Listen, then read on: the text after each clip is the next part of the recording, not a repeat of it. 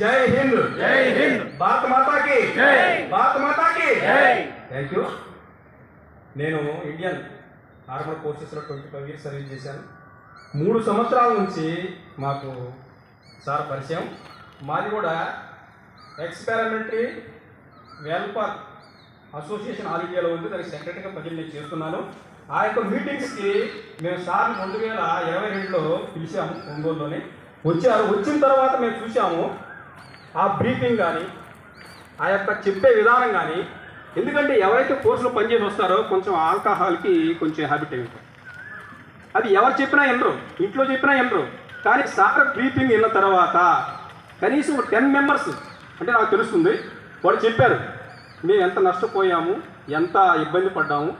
Sir లాంటి briefing విన్న తర్వాత మేము దాన్ని కంట్రోల్ చేసుకున్నాము. అంటే దీని అర్థం ఏంటంటే పోలీస్ అని అంటే ఫ్రెండ్లీ పోలీస్. ఫ్రెండ్లీ పోలీస్ అనేది ప్రకాశం జిల్లాలో ఒక సార్ని అంటే నేను చెప్తున్నాం మా యొక్క అనుభవం. సార్ని చూసిన తర్వాత ప్రతి ఒక్కరిని రిసీవ్ చేసుకోవటం, ప్రతి ఒక్కరితో మాట్లాడటం, ప్రతి ఒక్కరి సమస్య వినటం. ముందు ఆఫీసర్స్లో ఉండాల్సిన నెంబర్ 1 ఫస్ట్ గుణం ఏంటంటే పనిష్మెంట్ ఇవ్వాలి, తర్వాత వాళ్ళ యొక్క ఇబ్బంది అనాలి.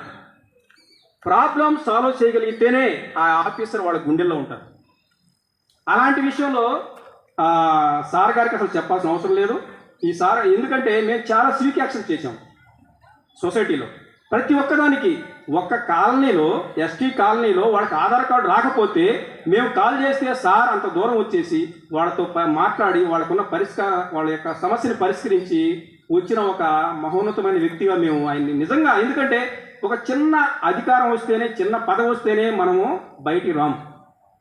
అంటే ఈయనలో ఉన్న ఆ గుణాన్ని ఎందుకు చెప్తున్నామనంటే గొప్పగా చెప్పడం అని కాదు, ఖచ్చితంగా అలాంటి ఒక ఆఫీసర్ ఈ ప్రకాశం జిల్లాకు రావటం.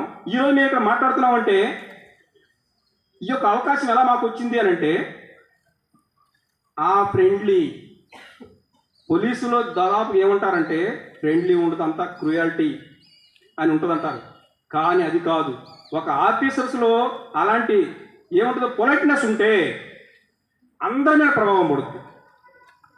అంటే రాజు మంచివాడైతే ఆ ఉండే సిబ్బంది మొత్తం కూడా మంచివారిగా మారుతారు, లేదా నటిస్తారు కొంతకాలానికైనా కూడా. అది మన సొసైటీలో ఏమవుతుందంటే ఆ సొసైటీ మంచిగా జరుగుతుంది అది. కాబట్టి ఈరోజు జరిగిన ఈ ఫంక్షన్కి మమ్మల్ని సార్ గారు ఫోన్ చేశారు. ప్రతిరోజు ఫోన్లో మాట్లాడతారు. నేను ఇంటర్నేషనల్ యోగా మాస్టర్ని కూడా, యోగా క్లాసెస్ కూడా చాలా ఆయన ఆధ్వర్యంలో కూడా చేయించాం మేము.